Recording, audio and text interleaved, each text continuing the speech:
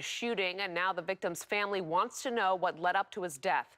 We first told you about this story last night on KRON 4 News at 9. KRON 4's Spencer Blake spoke with the victim's family as he follows up on the story for us tonight. He joins us live now from the scene. Spencer, what has the family learned from police? Well, that's the problem, Justine. The family says that the San Jose Police Department has not been in contact with them at all through this whole thing. Now, the family is here tonight, actually, across the street. You can see on that pedestrian island, if you will, filled with people who have come for a vigil. That's the spot near where Jacob Dominguez was killed on Friday. And earlier, they had balloons that they released into the sky. You can see some candles that they're holding right now as they're sharing their condolences with each other. Now, this family doesn't have any information about what happened except the information they got from an eyewitness. He was around that area. He was coming towards over here. This teenage driver is one of the few people who saw the commotion that happened here in San Jose Friday at about 7 p.m. She was stopped in the left turn lane of Piedmont when she saw 4 cars grouped together off to her right on Penitencia Creek Road. When we looked closer, it looked like there was one car trapped between like 3 cars surrounding it. Before the light turned green, the witness says a man got out of one of the cars and pointed a huge gun at the car trapped in the middle.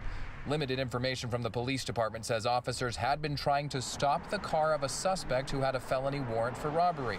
By the time an officer pulled out a gun, the witness drove off, worried for her own safety. I honestly thought that he might like start turning around and start shooting people, and I thought he might have start shooting at us too. Police confirm at least 1 bullet hit the suspect, who died there at the scene.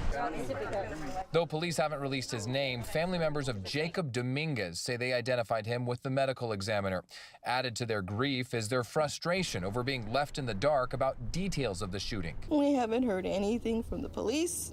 We haven't heard anybody from any homicide investigation. Nothing. Though Dominguez had a criminal past, his aunt says he hadn't been on parole or probation for 10 years and had turned his life around, getting involved in church and taking care of his wife and 3 kids. Behind those tattoos, he's a living proof of don't ever judge anybody by what they look like. He was so respectful. The San Jose Police Homicide Unit is taking over the investigation to put more of the details of the shooting in order. And a couple more interesting notes from that eyewitness that you heard from. She said she didn't actually realize that police were involved at all when she saw this happening, because she said the cars were unmarked. She said the man that she saw with a gun wasn't wearing a uniform. But as she was leaving, she said she did see one of the cars start flashing blue lights. So it appears that those unmarked cars might have been police cars after all. Live in San Jose, Spencer Blake, KRON 4 News. Well, thank you so much.